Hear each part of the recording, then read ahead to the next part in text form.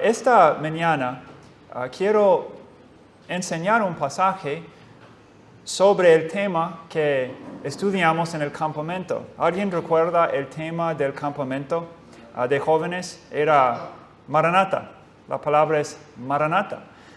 Maranata es la palabra que aparece en 1 Corintios 16, que se traduce "el Señor viene". Lo que es interesante es que esa palabra aparece en la mayoría de las otras versiones. Por ejemplo, cuando yo leo la versión inglés de la Biblia, ahí dice Maranata, y significa "el Señor viene", pero la palabra es Maranata que aparece. Uno tiene que estudiar qué significa Maranata. Bueno, significa "el Señor viene".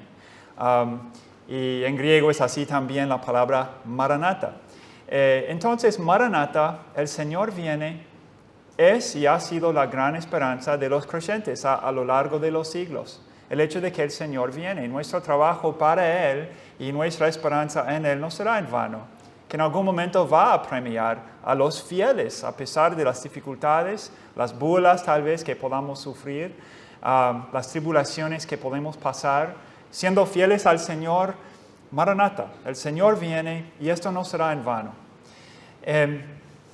Entonces, en el campamento hubo varios temas, ¿no? Con el Pastor Archie y Pastor Mario predicando. Yo di algunos talleres también. Maranata, algunos temas importantes. Es el hecho de que Jesús nos prometió venir por segunda vez para reinar en justicia. Es posible olvidarnos de la promesa del Señor Jesús para que Él iba a venir y regresar y reinar en justicia. Y correctamente a veces concebimos del reino de Cristo como, en un sentido, una realidad presente, porque nosotros, los salvos, los que hemos creído en Cristo, pertenecemos al reino ya, somos ciudadanos del reino. Pero con esta realidad a veces entra confusión y uno piensa que el reino ya está. El reino todavía no está, el reino estará cuando el Rey está. El Rey tiene que estar reinando en justicia en todo el mundo. Los que le pertenecemos ahora debemos practicar la justicia, representar bien ese reino al cual somos destinados. Pero el reino, en el sentido literal, como se profetiza a lo largo de las Escrituras, todavía no ha llegado. Y ahí empezamos a percibir la importancia del cumplimiento de la promesa de Cristo que iba a regresar una segunda vez. Iba a regresar para reinar en justicia y premiar a los fieles. Otra cosa que puede sorprendernos cuando estudiamos las Escrituras es que no hay nada que ha de pasar antes de su venida.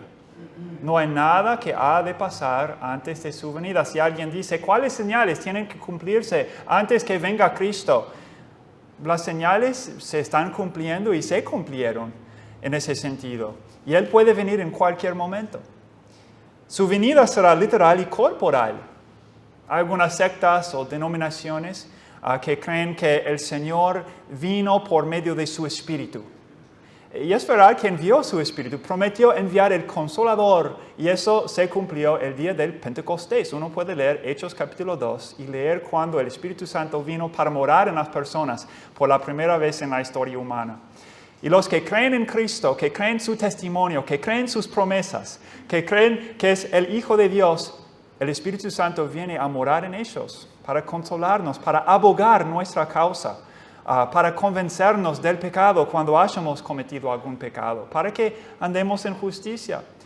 Por eso la persona que persiste en pecado, sin el sentido profundo de convicción del pecado, para arrepentirse ya y andar para agradar a Dios, tiene que nacer de nuevo, porque un trabajo esencial, la obra principal del Espíritu Santo es convencernos del pecado para que andemos en justicia. Todo eso, hermanos, el Espíritu Santo mora en los creyentes. Eso no es decir que el reino está. Significa que los salvos somos destinados al reino y estamos esperando un momento cuando Cristo reine en justicia. Esperamos esos momentos. No podemos contentarnos con el estado actual del mundo. Estamos muy conscientes de las fealdades y los pecados que se cometen, la injusticia que se promueve por todos lados. Lo bueno se llama malo, lo malo se llama bueno. Y vamos a contentarnos con el estado actual de las cosas. Si somos salvos, no podemos, porque esperamos la llegada de nuestro Señor Jesucristo. Y será mejor que cualquier presidente, rey, gobernante que haya gobernado en el mundo. Él es el Rey de los reyes, el Señor de los señores. En algún momento va a venir a la tierra para reinar en justicia. Esta es la gran esperanza que tenemos, estar con Cristo, ver a Cristo. Él prometió que iba a hacerlo. Y como vamos a ver, esta esperanza nos santifica y nos ayuda a aguantar mientras todavía no estamos con Él.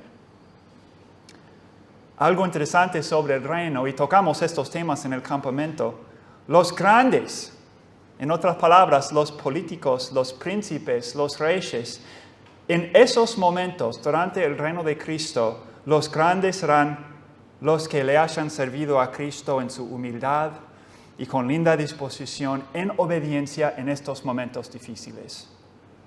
A veces pensamos, mira, tanta corrupción en la política. Los que son los famosos de la tierra muchas veces son corruptos.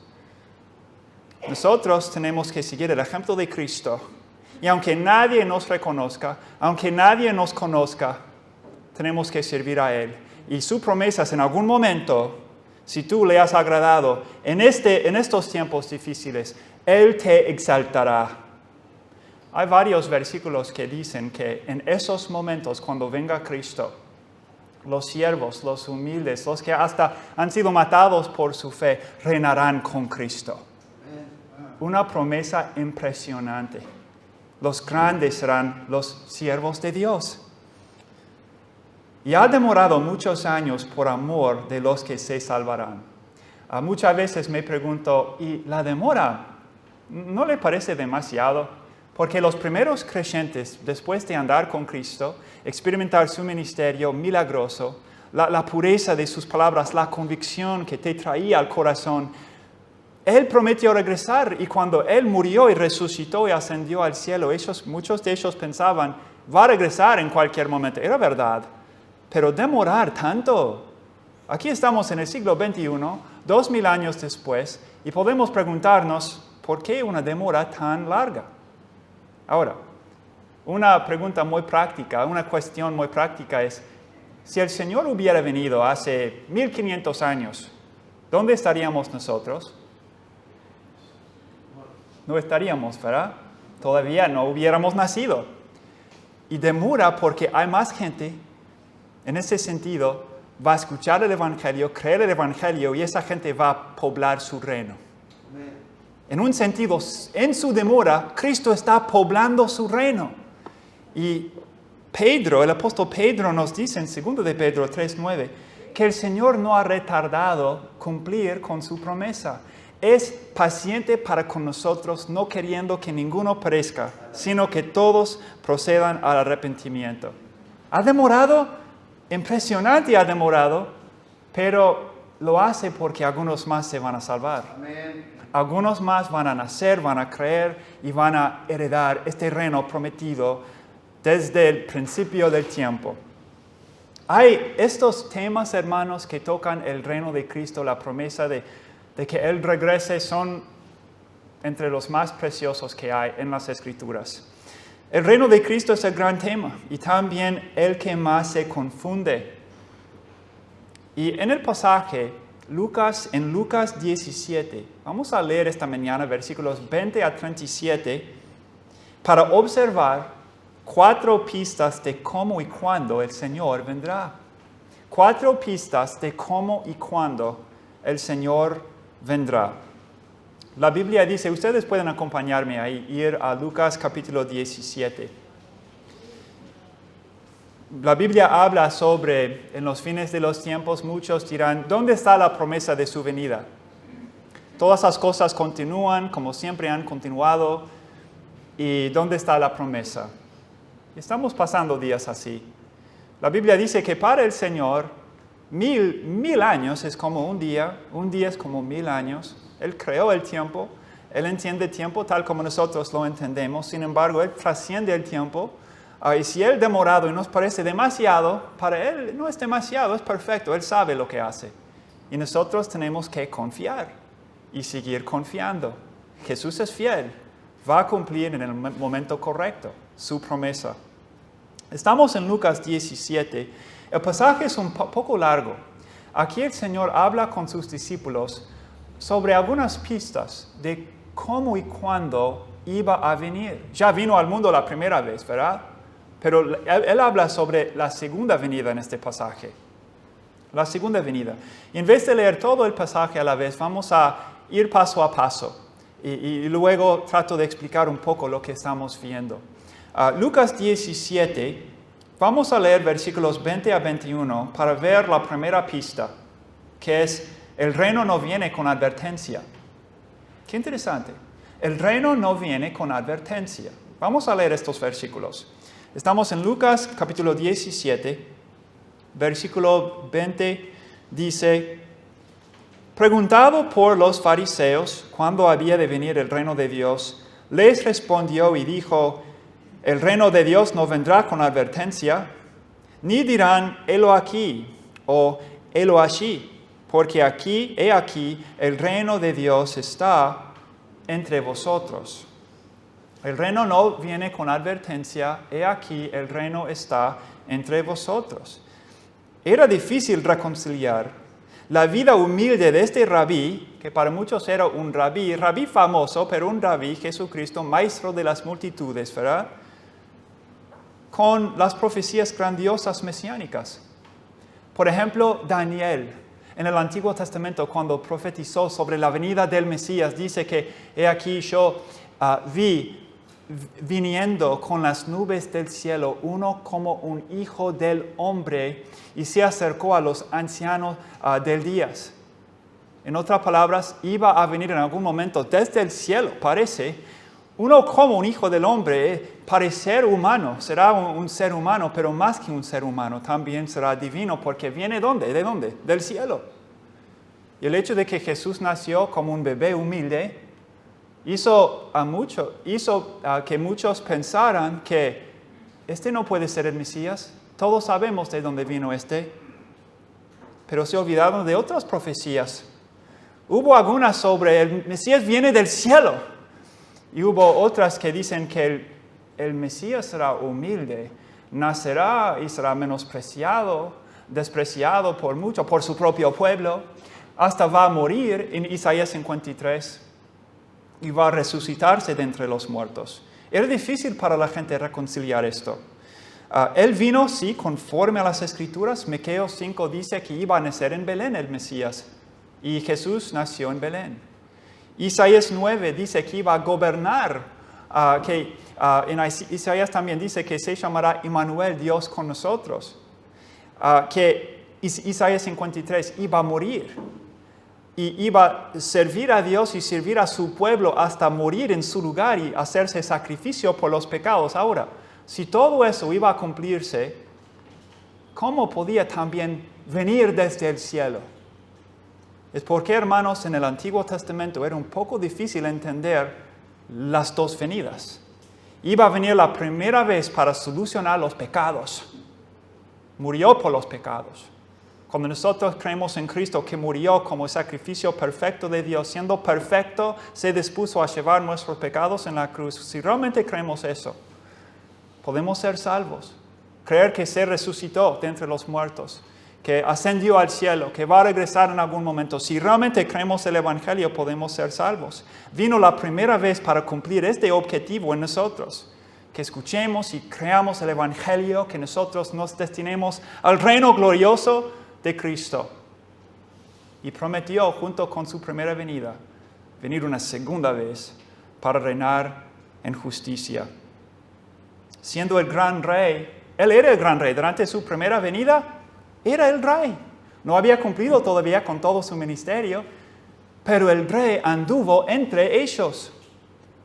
Y eso nos ayuda a entender el final del versículo 21. Dice que el reino no viene con advertencia, porque Él vino como un bebé humilde, creció como cualquier niño y joven, y luego cumplió con su ministerio, dio su vida en rescate por nosotros. En ese sentido, el reino no viene con advertencia.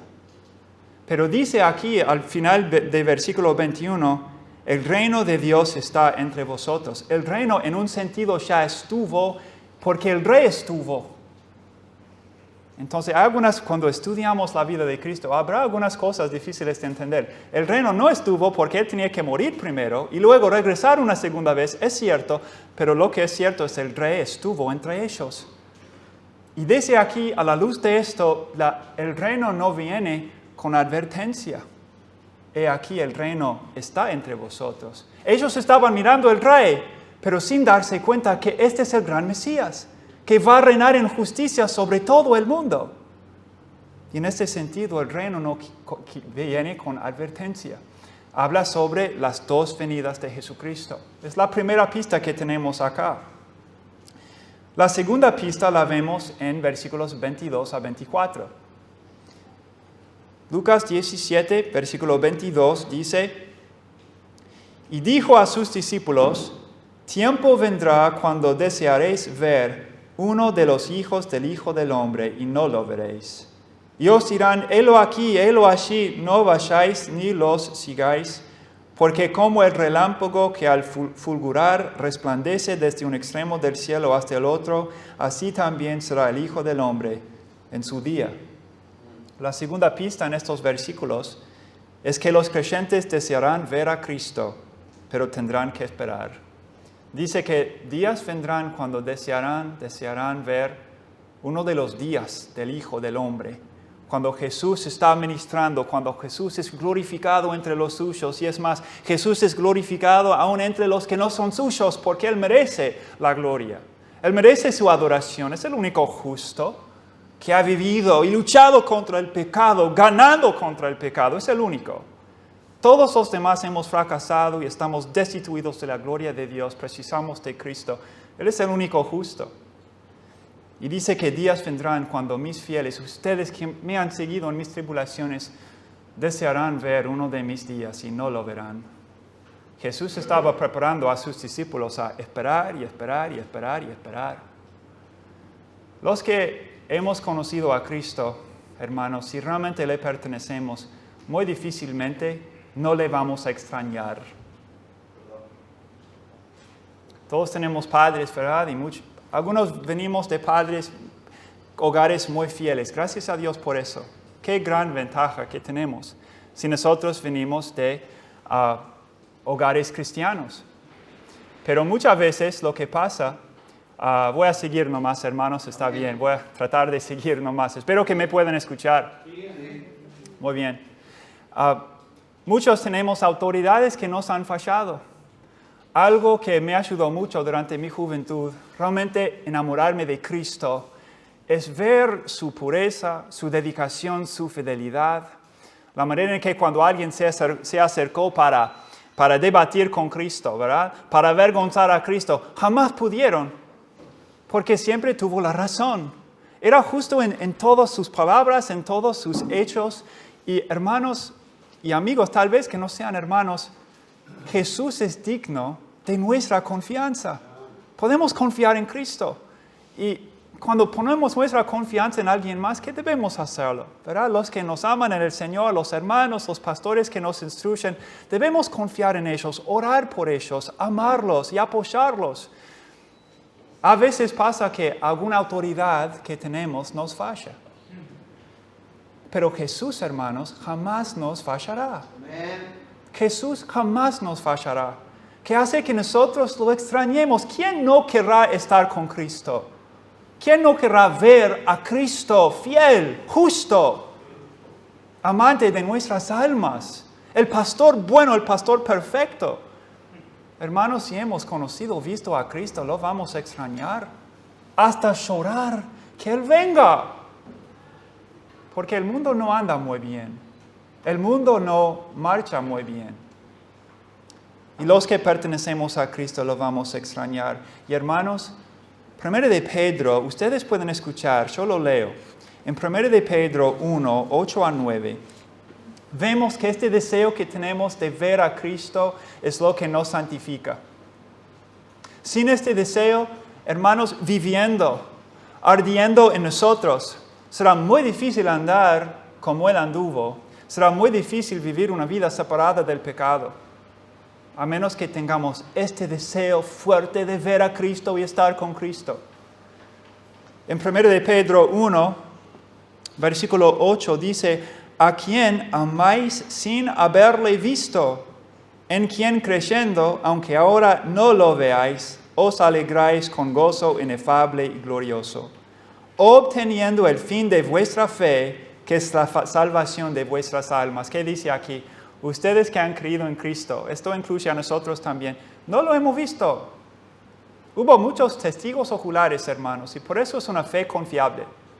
¿Cuántos habían visto a Cristo? Miles y miles y miles durante su ministerio. ¿Cuántos habían visto los milagros? Miles y miles y miles. ¿Cuántos lo habían visto resucitado de entre los muertos? Cientos y cientos, bastantes. Que significa que nuestra fe es creíble, se arraiga en el testimonio de testigos oculares. Pero muchos de nosotros no lo hemos visto. Hemos leído sobre Él, hemos recibido el testimonio de Él, creemos en Él, queremos andar como Él anduvo, pero no lo hemos visto. Dice que, sin embargo, lo amamos y queremos estar con Él. Y este deseo que tenemos es lo que nos santifica. Versículo 9, otra vez lo leemos. Dice, obteniendo el fin de vuestra fe, que es la salvación de vuestras almas. Hermanos, la salvación en este sentido de llegar bien a ese momento cuando podamos ver a Cristo, es porque realmente lo amamos, lo respetamos, le sirvamos como el Señor, porque Él es el Señor de los señores. Es confiable, el pastor que pueda guiar nuestras almas. Esperando en esto, hermanos, somos santificados. Nos limpia este deseo. Es un deseo puro. Es un deseo verdadero. Y nos santifica. Los creyentes desearán ver a Cristo, pero tendrán que esperar. Es otra pista de cuándo y cómo vendrá. Seguimos en el siglo XXI esperando a Cristo. No lo hemos visto, pero hermanos, espero que puedan decir conmigo, aunque no lo he visto, lo amo. Y espero su venida, porque confío en Él. Él es mi Señor. Lo amo. La tercera pista la vemos estamos en Lucas 17, versículos 25 a 36. Esta porción es un poco más larga. Vamos a leerla y luego tratar de resumirla. ¿Bien? Entonces, aquí dice en versículo 25, pero primero es necesario que padezca mucho y sea desechado por esta generación. Como fue en los días de Noé, así también será en los días del Hijo del Hombre. Comían, bebían, se casaban y se daban en casamiento, hasta el día en que entró Noé en el arca y vino el diluvio y los destruyó a todos. Asimismo, como sucedió en los días de Lot, comían, bebían, compraban, vendían, plantaban, edificaban, mas el día en que Lot salió de Sodoma, llovió del cielo fuego y azufre y los destruyó a todos. Así será el día en que el Hijo del Hombre se manifieste. En aquel día, el que esté en la azotea y sus bienes en casa, no descienda a tomarlos, y el que en el campo asimismo no vuelva atrás.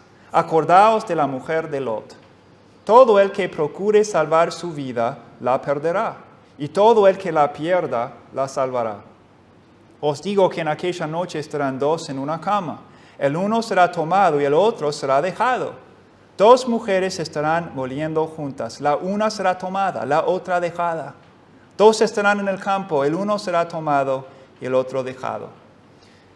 A veces cuando leemos una profecía sobre la venida de Cristo, es medio mezclada en el contexto de una profecía que hizo Cristo sobre la destrucción de Jerusalén que pasó en 70 después de Cristo. Habla sobre destrucción y angustia. A veces esos pasajes tratan de la destrucción del templo. Pero muchas veces cuando habla sobre el fin del mundo y el fin de Israel como un pueblo, ¿verdad? No por completo, pero por un tiempo, se mezclan un poco. Y tenemos que extraer un poco de qué está tratando exactamente aquí, el fin del mundo o el fin de Israel en el año 70. Otro tema aquí es la restauración de Israel, que muchos israelíes ya viven en su estado natal, que es un tema profético muy interesante. Pero aquí está hablando sobre momentos de gran tribulación. Y cuando nosotros nos referimos al libro de Apocalipsis, leemos sobre cómo será la gran tribulación. La gran tribulación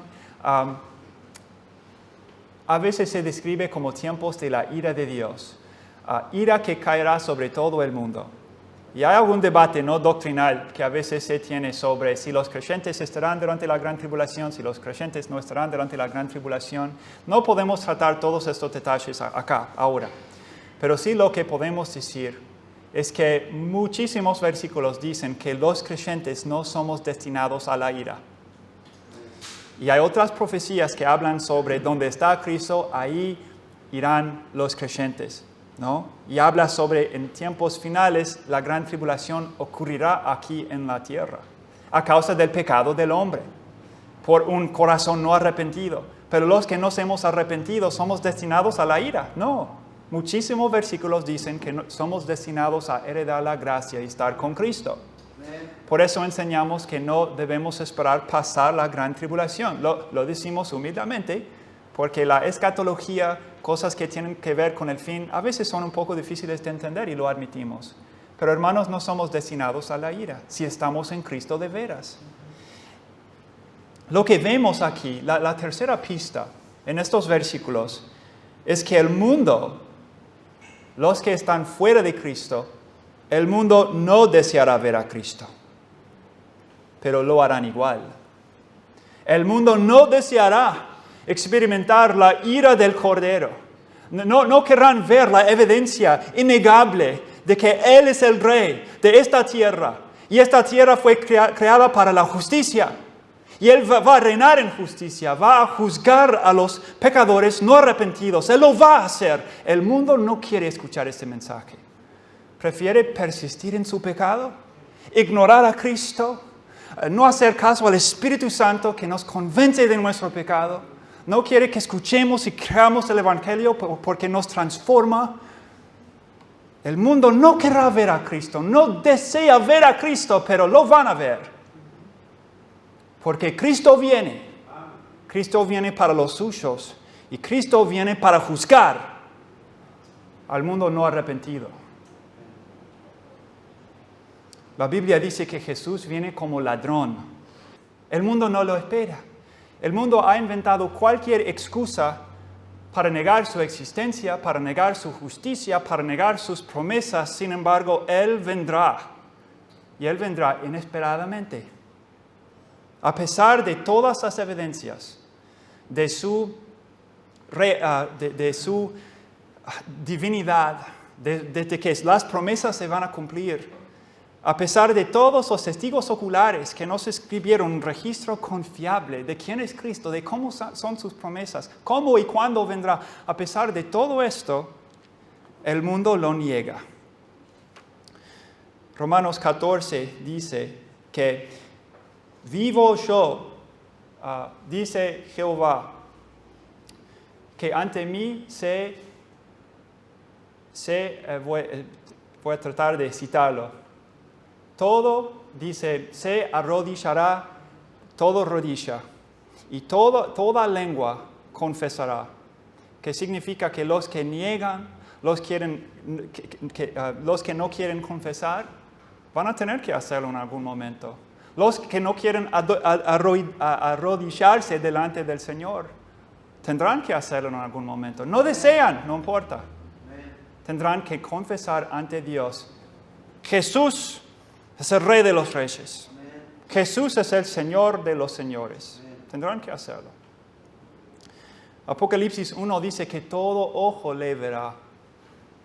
Recientemente, hubo un lobo en el ministerio. Todo el mundo pensaba, este evangelista en los Estados Unidos, que estaba cometiendo fealdades en el trasfondo de su ministerio. Todo el mundo lo exaltaba, ¿verdad?, como alguien grande. Cuando murió, después surgió su vida escondida. Y digo, él vivió muchos años así. Un creyente no puede persistir en pecado. pero se descubrió que este hombre tuvo una doble vida, ¿verdad? Y ¿qué va a pasar con este hombre? La Biblia dice que vendrá momentos cuando aún las cosas escondidas del corazón se revelará, que aún los muertos tendrán que arrodillarse ante el Señor. A veces pensamos, Él escapó entonces del juicio, porque ya está muerto, nadie lo supo antes de que muriera. Hermanos, viene un momento cuando todo lo escondido vamos a tener que dar cuentas. Y a veces parece que una persona puede vivir como él quiera y no es condenado, no sufre ninguna consecuencia. Muchas veces, hermanos, gente que vive así va a tener que sufrir consecuencias acá. Cada de vez en cuando se escapan, mueren sin haberse juzgado, pero todo ojo le verá. Y aún dice los que le traspasaron.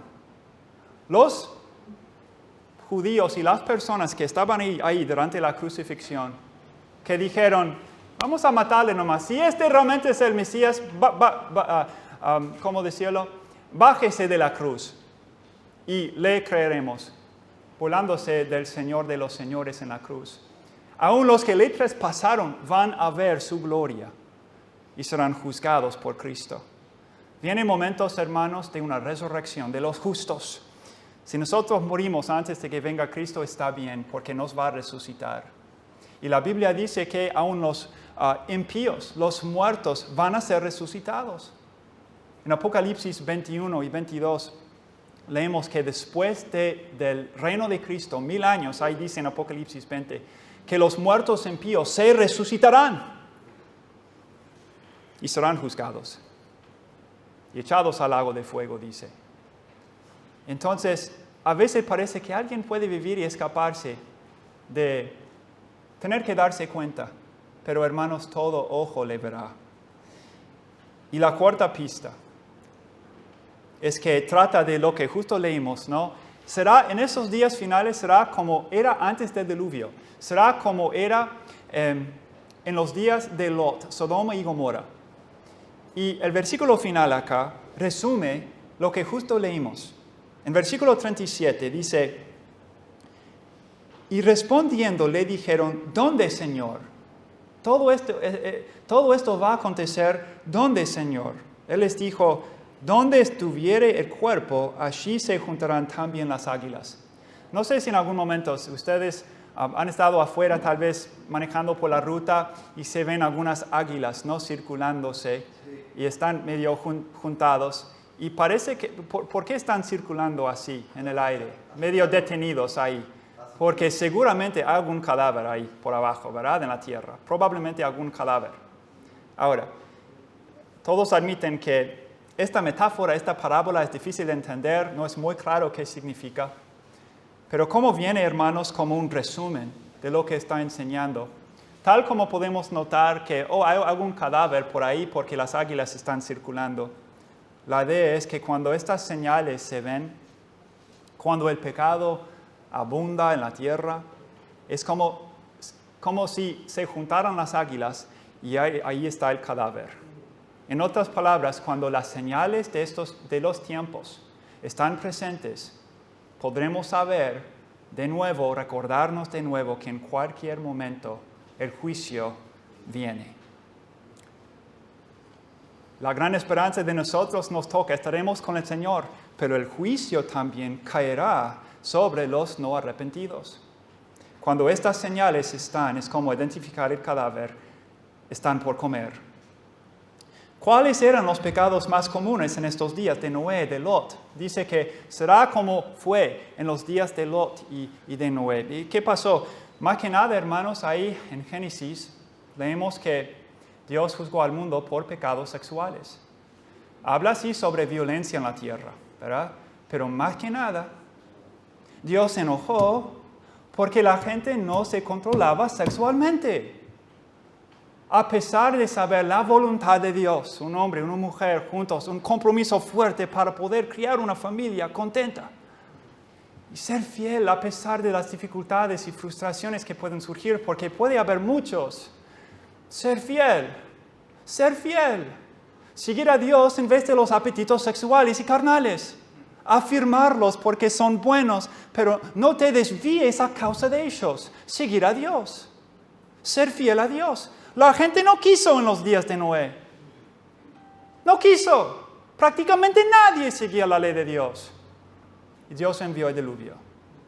Los días de Lot, homosexuales por todos lados.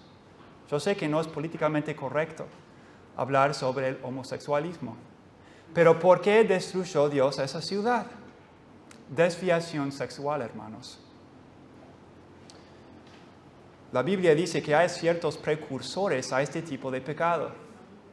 Por ejemplo, en Ezequiel 16, el profeta ahí dice, ¿y por qué se desvió tanto a Sodoma y Gomorra? Dice que por su soberbia, por saciedad de pan, por abundancia de ociosidad y por no fortalecer la mano del afligido y del menesteroso. Hubo desviación sexual, pero los precursores eran simplemente no prestar atención a la vida espiritual. Y cuando no lo estamos haciendo, hermanos, muy fácilmente nos desviamos. ¿Luchará el creyente contra el pecado? Sí. Cae de vez en cuando. El creyente puede caer, pero va a restaurarse, hermanos. Queremos darle la mano para que no caiga otra vez, ¿verdad? Hermanos, Maranata, el Señor viene. Hay 4 pistas de cómo y cuándo vendrá, y las repito. El reino no viene con advertencia. Los creyentes desearán ver a Cristo, pero tendrán que esperar. El mundo no deseará ver a Cristo, pero lo harán igual. Y el pecado abundará. Hermanos, vamos a cuidarnos y gloriarnos en la esperanza preciosa que tenemos en Cristo. Por su gracia, decir no al pecado. Por su gracia, esperar verlo, meditar en este hecho todos los días para que lleguemos bien a la gloria. Vamos a orar. Padre Celestial, yo pido que este pasaje quede con nosotros para que en cada momento nos acordemos de que estaremos con Cristo en algún momento. No queremos tener que avergonzarnos, queremos alegrarnos y regocijarnos en esos tiempos. Ayúdanos para que sea así. Y tener misericordia con los que andan en el mundo, confundidos y esclavos del pecado, para poder ganarlos y amarlos. Más que nada, amarnos los unos a los otros aquí en la iglesia, mientras esperamos a Cristo, y amar a los que están afuera también, para que se ganen. Esto lo pedimos en el nombre de Cristo. Amén. Amén.